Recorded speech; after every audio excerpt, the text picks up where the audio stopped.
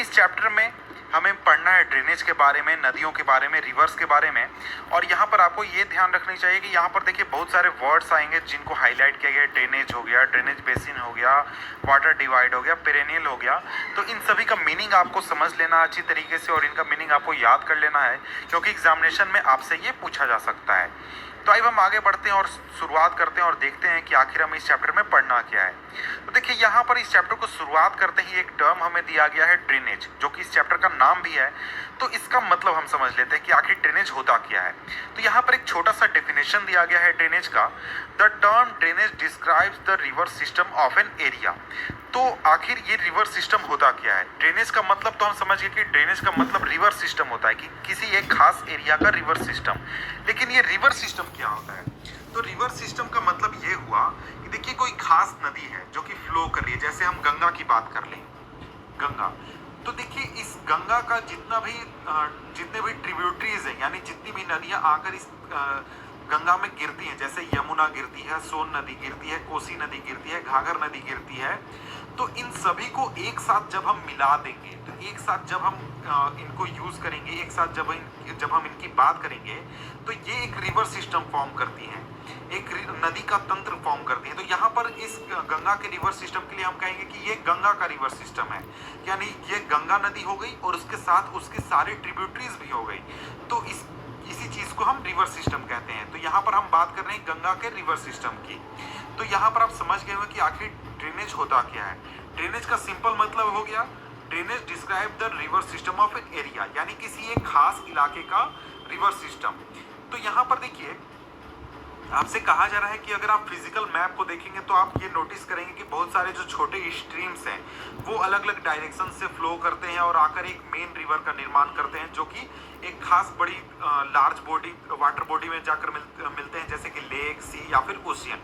तो बिल्कुल यही चीज आपको गंगा में आपको देखने को मिलेगी। जब आप मैप देखेंगे इंडिया का, उसमें गंगा के फ्लो को देखेंगे तो उसमें आप देखेंगे बहुत सारी नदियां आकर गिरती हैं गंगा में। और ऐसा नहीं कि सिर्फ गंगा में मिलती हैं, गंगा के जितने भी ट्रिब्यूटरीज हैं, जैसे कि यमुना हो गए, यमुना या फिर सोन हो गया, या फिर आपका घग्गर हो गया, या फिर आपका कोसी हो गया, तो इन नदियों में भी छोटी छोटी नदियां आकर मिलती हैं। तो ये जो पूरा सिस्टम है इसी को हम ड्रेनेज कहते हैं। इसी के साथ जुड़ा हुआ एक वर्ड आ जाता है और वो है ड्रेनेज बेसिन। अब ये ड्रेनेज बेसिन क्या होता है? तो यहाँ पर एक डेफिनेशन दिया गया है, the area drained by a single river system is called a drainage basin. यानी एक खास नदी द्वारा या फिर एक रिवर सिस्टम द्वारा जो एक पूरा इलाका कवर किया जाता है, उसको उस नदी का ड्रेनेज बेसिन कहा जाता है। तो इस चीज को भी हम समझ लेते हैं। तो देखिए यहाँ पर हमने गंगा का एग्जाम्पल समझा। तो देखिए गंगा नदी में सोन नदी मिलती है, यमुना नदी मिलती है और भी बहुत सारी नदियां मिलती हैं। तो इस खास इलाके में, यानी सोन नदी के किनारे रहने वाले आने वाले शहर, या फिर यमुना नदी के किनारे जो शहर हैं, या फिर आपको कोसी नदी के किनारे हैं, घग्गर नदी के किनारे हैं, यानी गंगा के किनारे जितने भी शहर हैं, या फिर गंगा के ट्रिब्यूटरी के किनारे जितने भी शहर हैं या फिर जितने भी इलाके हैं, जहां पर अगर कोई भी बारिश हो या फिर किसी भी तरीके का पानी हो और अगर वो बहकर या फिर ड्रेन होकर जाकर गंगा नदी में मिलता है, तो उसे हम गंगा नदी का ड्रेनेज बेसिन कहते हैं। फॉर एग्जाम्पल यहाँ पर हमने इस इलाके को घेर कर रखा है, तो ये क्या है? ये गंगा नदी का ड्रेनेज बेसिन है। तो इस खास इलाके में जब भी अगर कोई बारिश होगी या फिर उस शहर को, उस इलाके में नाली का पानी होगा या फिर किसी भी तरीके का पानी होगा, वो फ्लो होकर अगर किसी भी तरीके से गंगा नदी में पहुंचता है, तो उसे हम कहेंगे कि वो गंगा नदी का ड्रेनेज बेसिन है। इसी तरीके से अगर हम सोन की बात करें, तो सोन नदी के भी छोटे छोटे ट्रिब्यूटरीज हैं। तो सोन नदी के आसपास पड़ने वाले इलाके या फिर उसके ट्रिब्यूटरीज के आसपास पड़ने वाले इलाके जहां का पानी बहकर सोन नदी में मिलता है, तो उसे हम कहेंगे कि वो जो इलाका है वो सोन नदी का ड्रेनेज बेसिन है। तो मुझे अब लगता है कि आप ड्रेनेज बेसिन को समझ गए होंगे कि आखिर ये ड्रेनेज बेसिन होता क्या है। तो देखिए अगर आप एक क्लोजर ऑब्जर्वेशन करें मैप के ऊपर, तो वहां पर आपको ये पता चलेगा कि एक खास एलिवेटेड एरिया या फिर माउंटेन या फिर अपलैंड, वो दो ड्रेनेज बेसिन को डिवाइड करता है। तो ऐसे एक ऊंचे इलाके को हम वाटर डिवाइड कहते हैं। तो यहाँ पर एक और वर्ड आ गया हमारे सामने और वो है वाटर डिवाइड, कि आखिर ये वाटर डिवाइड होता क्या है। तो एक खास इलाके में मान लीजिए दो नदियां बह रही हैं या फिर दो रिवर सिस्टम बह रहे हैं, जैसे कि यहाँ पर आपको दिखाया गया है कि दो रिवर सिस्टम अलग अलग बह रहे हैं और इनको डिवीजन सिर्फ एक चीज की वजह से इनके बीच में डिवीजन है, और वो है कि बीच में या तो कोई पहाड़ है या फिर कोई अपलैंड है। तो इसके इसी अपलैंड को या फिर इसी पहाड़ को हम वाटर डिवाइड कहते हैं, यानी कि ये दो स्ट्रीम्स को या फिर दो रिवर सिस्टम्स को अलग अलग पार्ट में डिवाइड करता है या फिर अलग अलग तोड़ता है या फिर अलग अलग करता है। तो इसी को यहाँ पर आपको बताया गया है कि वर्ल्ड्स का लार्जेस्ट, दुनिया का जो सबसे बड़ा ड्रेनेज बेसिन है वो अमेजोन रिवर का। इसको भी आप याद कर लें, ये आपके लिए इंपॉर्टेंट हो सकता है। और यहाँ पर एक क्वेश्चन आपसे पूछा गया है, which river has the largest basin in India. India में लार्जेस्ट बेसिन किस नदी का है? तो इसका आंसर है गंगा, कि जो गंगा नदी है उसका जो बेसिन है, ड्रेनेज बेसिन, वो सबसे बड़ा है। अब हम इस चैप्टर का नेक्स्ट टॉपिक पढ़ने वाले हैं जिसका नाम है ड्रेनेज सिस्टम इन इंडिया, यानी इंडिया में जो ड्रेनेज सिस्टम्स हैं उनके बारे में हम पढ़ने वाले हैं। तो देखिए, जो इंडिया का जो ड्रेनेज सिस्टम्स हैं उनको मेनली दो पार्ट्स में डिवाइड किया गया है, और ये डिवीजन आपको रिलीफ फीचर्स के आधार पर किया गया है, यानी वो कहाँ से ओरिजिनेट होती हैं और उनका बिहेवियर कैसा है। तो ये दो डिविजन्स कौन कौन से हैं, इस चीज़ को यहाँ पर हम देख लेते हैं। तो देखिए, ये जो डिविजन्स हैं ये आपको किए गए हैं हिमालयन रिवर्स और पेनिनसुलर रिवर्स में। यानी पहला तो वो हो गया जो कि हिमालय से निकलती हैं, और दूसरा जो कि पेनिनसुला से निकलती हैं, यानी जो आपके पेनिनसुला हिस्सा है। हमने पिछले चैप्टर में पढ़ा था कि आखिर पेनिनसुला होता क्या है। तो पेनिनसुला से जो रिवर्स निकलते हैं, एक वो और दूसरा जो हिमालय से निकलते हैं। तो दो तरह के रिवर्स हम यहाँ पर देख चुके हैं। तो फॉर एग्जांपल आप गंगा की बात करें या फिर ब्रह्मपुत्र की बात करें या फिर इंडस की बात करें तो वो हिमालयन रिवर्स हैं। वहीं आप कृष्णा की बात करें, गोदावरी की बात करें, तो ये सभी जो रिवर्स हैं ये आपको पेनिनसुलर रिवर्स हैं। तो देखिए, यहाँ पर हमने एक डिवीजन तो देखा, एक डिफरेंस तो देखा नदियों के नदियों के बीच में। तो इसके अलावा भी बहुत सारे डिफरेंसेस हैं इन नदियों के बीच में, जिनको कि आगे हम यहाँ पर पढ़ लेते हैं। देखिए, जो हिमालयन रिवर्स होते हैं और जो पेनिनसुलर रिवर्स होते हैं उनमें एक जो सबसे बड़ा डिफरेंस होता है ये कि जो हिमालयन रिवर्स होते हैं वो पेरेनियल रिवर्स होते हैं, पेरेनियल होते हैं। अब ये पेरेनियल क्या होता है इस चीज़ को मैं समझा दूं। पेरेनियल का सिंपल मतलब ये हुआ कि जो हिमालयन रिवर्स होते हैं उनमें आपको सालों भर पानी मिलता है, यानी कि वहाँ पर वाटर फ्लो जो है वो इस बात पर डिपेंड नहीं करता कि बारिश हो रही है या नहीं, क्योंकि वहाँ पर जो वाटर है वो हिमालय के ग्लेशियर से आता है। और इसके अलावा जो बारिश का पानी है उसकी वजह से आपको बरसात में ज़्यादा पानी हो जाता है, लेकिन वो ये जो नदियाँ होती हैं हिमालयन रिवर्स, ये आपको कभी भी सूखी हुई नहीं मिलेंगी। तो यहाँ पर वही चीज़ कहा गया कि इसका मतलब ये हुआ कि वाटर इसमें सालों भर मिलता है, तो सालों भर मिलता है। तो ये जो रिवर्स हैं ये बारिश से भी पानी इनको मिलता है, और इसके साथ साथ जो माउंटेन्स हैं वहाँ पर जो स्नो मेल्ट होते हैं उससे भी मिलता है आपको पानी।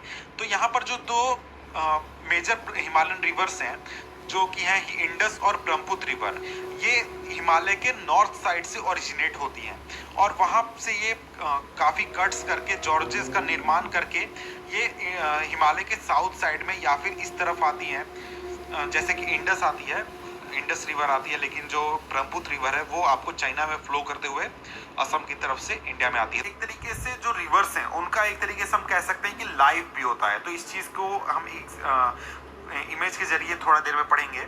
और जो अपर कोर्सेज में यानी अपने जो पहाड़ी इलाकों में वो जो इरोजन करते हैं उसकी वजह से वो बहुत बड़ी संख्या में स्लेट और सैंड को अपने साथ लाते हैं और इसको नीचे इलाके में वो आकर डिपोजिट करते हैं, और से नीचे इलाके में वो ओक्सबो लेक या फिर दूसरे फीचर्स वो क्रिएट करते हैं।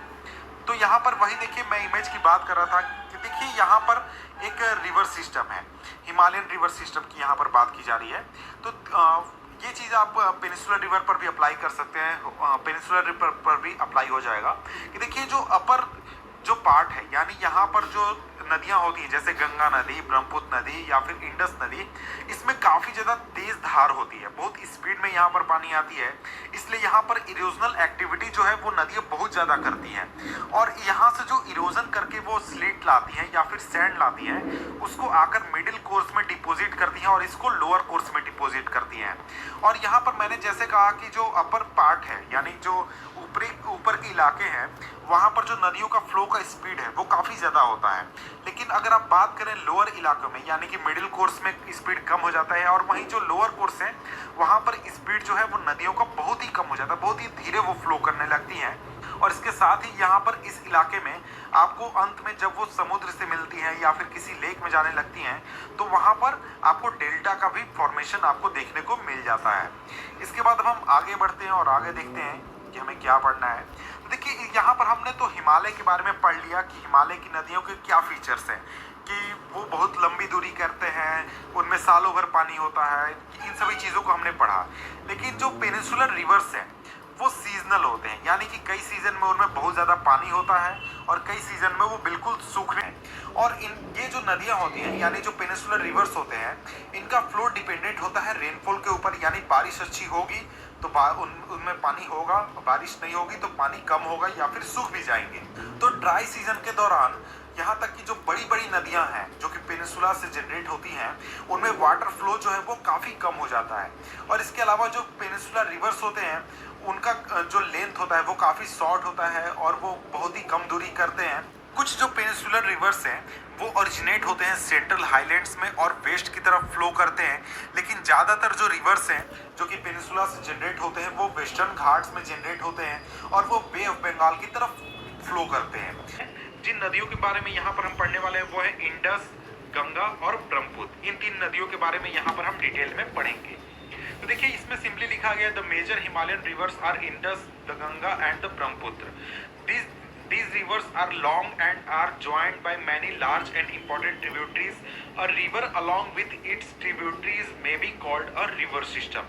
तो आपको याद होगा कि जब इस चैप्टर को हमने शुरू किया था वहाँ पर जो ड्रेनेज था, ड्रेनेज का डेफिनेशन क्या लिखा गया था? ड्रेनेज का डेफिनेशन लिखा गया था river system of an area.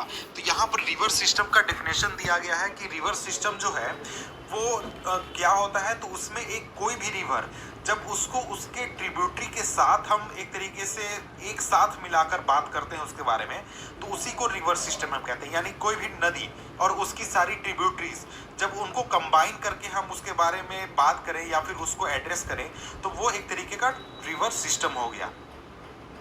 तो इसके बाद आइए अब हम अपना पहला टॉपिक शुरू करते हैं हिमालयन रिवर्स में, और वो है द इंडस रिवर सिस्टम। तो देखिए, जो इंडस रिवर है वो जनरेट होती है तिब्बत में मानसरोवर लेक के पास। तो इमेज मैंने आपको दिखाया था पिछले वीडियो में कि कहाँ से जनरेट होती है, और अगर आप देखना चाहें तो यहाँ पर इमेज भी अवेलेबल है। यहाँ में मैं आपको दिखा देता हूँ। तो यहाँ जैसे इमेज आप देख सकते हैं कि यहाँ ये जो रीजन है यहाँ से हमारा इंडस रिवर जनरेट होती है। तो ये कहाँ पे है? चाइना के तिब्बत में, और मानसरोवर जो हमारा झील है उसके पास है ये रीजन। और इसके साथ ही ये यहाँ से निकलकर ये वेस्ट की तरफ मूव करती है, वेस्ट की तरफ फ्लो करती है, और लद्दाख डिस्ट्रिक्ट में इंडिया में ये आती है, एंटर करती है जम्मू कश्मीर में। और इसके साथ ही ये बहुत ही खूबसूरत दर्शनीय जॉर्ज का निर्माण करती है इस हिस्से में। और इसके साथ ही बहुत सारे ट्रिब्यूटरी जो हैं वो इस रीजन में आकर इस नदी से मिलते हैं, इंडस रिवर से मिलते हैं, और वो है जास्कर, नुब्रा, श्योक और हुंजा। और ये कश्मीर रीजन में इस नदी में जाकर मिलते हैं। और इसके बाद जो इंडस रिवर है वो बाल्टिस्तान और गिलगिट में जाकर फ्लो करती है, और फिर वहाँ अटक से माउंटेन रीजन से ये बाहर आती है। और इसके बाद जो सतलज, बीज और फिर रावी, चेनाब और झेलम जो हैं वो इसको इंडस रिवर को ज्वाइन करते हैं पाकिस्तान में मिठानकोट के पास। और इसके बाद जो इंडस रिवर वो साउथवर्ड फ्लो करना शुरू कर देती है, और इसके साथ ये जाकर अंतिम में अरेबियन सी में मिल जाती है ईस्ट कराची के ईस्ट रीजन में। और इसके साथ ही जो इंडस प्लेन है वो एक तरीके से उसमें बहुत ही जेंटल स्लोप है, बहुत ही हल्का स्लोप है, और टोटल लेंथ जो है इसका इस नदी का वो है 2900 किलोमीटर। और इस लेंथ के साथ ये दुनिया की one of the longest river है। और इसके साथ अगर हम बात करें तो जो इंडस बेसिन है उसका करीब 1/3 हिस्सा इंडिया में है, और बाकी जो पूरा हिस्सा वो आपको पाकिस्तान में पड़ता है। और इंडिया में इंडस बेसिन का जो हिस्सा पड़ता है वो आपको जम्मू कश्मीर में, हिमाचल प्रदेश में और पंजाब में पड़ता है। और इसके साथ ही यहाँ पर एक जानकारी आपको दी गई है, मुझे नहीं लगता कि इससे आपको रिलेटेड एग्जामिनेशन में क्वेश्चन पूछा जाएगा, लेकिन आपको मैं बता दूं कि जो इंडस वाटर ट्रीटी हुई थी इंडिया और पाकिस्तान के बीच, उसके हिसाब से इंडिया केवल 20% वाटर यूज़ कर सकता है इंडस रिवर सिस्टम के द्वारा जितने भी वाटर जनरेट होते हैं या फिर जितना भी वाटर है उसमें। और इस वाटर को यूज़ किया जाता है इरिगेशन के लिए पंजाब, हरियाणा और सदर्न वेस्टर्न राजस्थान में। और इसके बाद अब हम आगे बढ़ते हैं और पढ़ते हैं हमारा नेक्स्ट रिवर सिस्टम, और वो है गंगा रिवर सिस्टम। तो देखिए जो गंगा रिवर सिस्टम है उसकी जो मुख्य धारा है जो कि हिमालय से जनरेट होती है वो है भागीरथी और अलकनंदा। भागीरथी जो है वो गंगोत्री ग्लेशियर से जनरेट होती है और अलकनंदा से जाकर मिलती है देवप्रयाग में उत्तराखंड में, और हरिद्वार में ये माउंटेन से निकलकर प्लेन में आती है, प्लेन रीजन में आती है। तो देखिए यहाँ पर इमेज दिया गया है जहाँ पर जो भागीरथी और अलकनंदा है देवप्रयाग में एक दूसरे के साथ मिलकर गंगा का निर्माण कर रही है। और इसके बाद अगर हम आगे देखें तो देखिए जो गंगा है उसमें बहुत सारी ट्रिब्यूटरीज आकर मिलती हैं जो कि हिमालय से जनरेट होती हैं। उसमें से कुछ जो है वो काफ़ी इम्पोर्टेंट है, जैसे कि आपका यमुना हो गया, या फिर घाघर, या फिर गंडक और कोसी। ये सभी हिमालय से जनरेट होती हैं और आकर इसी नदी में, गंगा नदी में मिलती हैं। तो देखिए जो यमुना है वो यमुनोत्री ग्लेशियर से जनरेट होती है हिमालय से, और इसके बाद ये गंगा के पैरेलल में फ्लो करती है और आकर इलाहाबाद में गंगा में मिल जाती है। और इसके साथ ही जो घग्गर है और जो गंडक है और जो कोसी है वो नेपाल हिमालय में जनरेट होती है। और ये जो नदियां हैं, ये जो नदियां आपकी घग्गर, गंडक और कोसी, ये एक तरीके से काफ़ी फ्लड जनरेट करती है और नॉर्दर्न प्लेन में काफ़ी फ्लड लाती है। अगर आप बिहार की बात करें तो बिहार में कोसी की वजह से काफ़ी फ्लड आता है और इसकी वजह से बहुत ज़्यादा डैमेज होता है लाइफ को भी और काफ़ी प्रॉपर्टी को भी। लेकिन हमने जैसे पिछले वीडियो में पिछले चैप्टर में बात की थी कि देखिए कुछ नदियां होती हैं जहां पर जो फ्लड प्लेन का रीजन होता है वहां पर बाढ़ लाती हैं। उसकी वजह से जो सॉइल है उसकी जो एक तरीके से प्रोडक्शन कैपेसिटी होती है वो बढ़ जाती है। तो वही चीज़ ये नदियां करती हैं कि बाढ़ तो लाती है लेकिन उसकी वजह से जो लाइफ में डैमेज होता है और जो प्रॉपर्टी को डैमेज होता है, उसके अलावा एक अच्छा काम ये करती हैं ये नदियाँ कि इनकी वजह से जो एग्रीकल्चर लैंड है उनकी जो उर्वरा शक्ति है या फिर जो प्रोडक्शन कैपेसिटी है वो काफ़ी बढ़ जाती है। तो अभी तक हमने गंगा के वैसे ट्रिब्यूटरीज के बारे में देखा जो कि हिमालय में जनरेट होती हैं, लेकिन वैसी ट्रिब्यूटरीज भी गंगा की हैं जो कि पेनिसुलर रीजन में जनरेट होती हैं, पेनिसुलर अपलैंड में जनरेट होती हैं और आकर गंगा में मिलती हैं, जैसे कि आपकी चंबल, बेतवा और सोन। ये जो नदियां हैं ये आपके पेनिसुलर रीजन में जो कि सेमी एरिड रीजन है यहाँ पे जनरेट होती हैं और आकर गंगा नदी में मिलती हैं। और इन नदियों का जो कोर्स है वो काफ़ी छोटा होता है और इनमें ज़्यादा पानी नहीं होता क्योंकि ये पेनिसुलर रीजन में जनरेट होती हैं और ये एक तरीके से डिपेंडेंट होती हैं रेन वाटर पर अपने वाटर फ्लो के लिए। और एक तरीके से यहाँ पर आपको कहा जा रहा है कि आप फाइंड कीजिए कहाँ ये किस तरीके से गंगा को ज्वाइन करती हैं। तो यहाँ पर इसके आगे कहा जा रहा है enlarge with the waters from its right and left bank tributaries. तो इसका क्या मतलब हुआ? इसका मतलब ये हुआ कि जो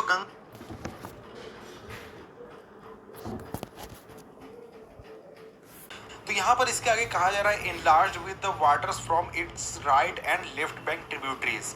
तो इसका क्या मतलब हुआ? इसका मतलब ये हुआ कि जो गंगा नदी बहती है उसकी बाएं तरफ की जो उसकी सहायक नदियां हैं और उसकी दाएं तरफ की जो सहायक नदियां हैं उनके द्वारा जो पानी लाया जाता है उससे परिपूर्ण होकर जो गंगा नदी है वो ईस्टवर्ड फ्लो करती है फरक्का तक वेस्ट बंगाल में। और ये जो पॉइंट है ये गंगा डेल्टा का नॉर्दर्न मोस्ट पॉइंट है, यानी सबसे उत्तरी छोर है। और यहाँ पर जो नदी है वो दो हिस्सों में बढ़ जाती है और यहाँ से एक नदी भागीरथी हुगली जो कि इसकी एक डिस्ट्रीब्यूटरी है गंगा की, वो साउथवर्ड फ्लो करना शुरू कर देती है और जाकर डेल्टाइक प्लेन्स जो है वहाँ से फ्लो होते हुए बे ऑफ बंगाल में जाकर मिल जाती है। और इसके साथ ही जो इसकी मेन स्ट्रीम नदी है यानी एक नदी का एक बड़ा हिस्सा वो साउथवर्ड फ्लो करता है, बांग्लादेश में जाता है और वहाँ पर ब्रह्मपुत्र नदी के साथ ज्वाइन कर जाता है। और इसके साथ आगे जाकर यानी ब्रह्मपुत्र में ज्वाइन करने के बाद जो नदी क्रिएट होती है यानी गंगा और ब्रह्मपुत्र जब ज्वाइन एक दूसरे से हो जाते हैं उसके बाद इस नदी का नाम हो जाता है मेघना। मेघना के नाम से फिर उसको जाना जाता है। और इसके साथ ही जो ये नदी है ये फिर आगे जाकर बे ऑफ बंगाल में मिल जाती है और वहाँ पर एक डेल्टा का निर्माण करती है जिसका नाम है सुंदरवन डेल्टा। सुंदरवन डेल्टा आपको पता होगा, काफ़ी फेमस है ये। और ये एक तरीके से दुनिया का सबसे बड़ा डेल्टा है नदी द्वारा फॉर्म किया हुआ। तो यहाँ पर देखिए वो लिखा हुआ भी world largest and fastest growing delta. और यहाँ पर आपको रॉयल बंगाल टाइगर भी आपको देखने को मिल जाते हैं। इसके बाद आगे देखते हैं तो देखिए जो लेंथ है गंगा रिवर का वो है करीब 2500 किलोमीटर, और यहाँ पर आपसे कहा जा रहा है कि 3.4 फिगर में देखिए और आइडेंटिफाई कीजिए कि ड्रेनेज पैटर्न कैसा क्रिएट किया जा रहा है गंगा द्वारा। मैंने आपको पहले बताया था, आप इमेज में देखकर उसको पता भी लगा सकते हैं। तो देखिए यहाँ पर एक चीज बताया जा रहा है कि अंबाला जो है वो एक वाटर डिवाइड पर स्थित है जो कि इंडस और गंगा रिवर सिस्टम को डिवाइड करता है। तो इसको आप खुद से आप देख लें कि अंबाला कहाँ है। तो वाटर डिवाइड क्या होता है ये मैंने आपको बता दिया, आप समझ गए होंगे कि कैसी स्थिति है। तो देखिए जो प्लेन्स है, plains from Ambala to the Sundarban stretch over nearly 1800 kilometre. तो देखिए अंबाला से शुरू होकर सुंदरवन तक जो स्ट्रेच है यानी लंबाई है वो करीब 1800 किलोमीटर है, लेकिन जो फॉल है स्लोप का वो करीब सिर्फ 300 मीटर है। यानी कि जो ऊंचाई है प्लेन की सतह की वो उसमें अंतर सिर्फ 300 मीटर है।